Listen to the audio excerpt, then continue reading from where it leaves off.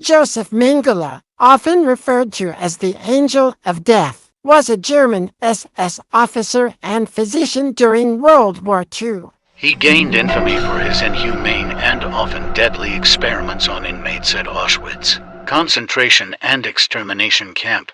Mengele's primary objective behind his experiments was rooted in Nazi ideology, which promoted the pseudo-scientific belief in racial superiority and sought to justify the genocide of certain ethnic and racial groups.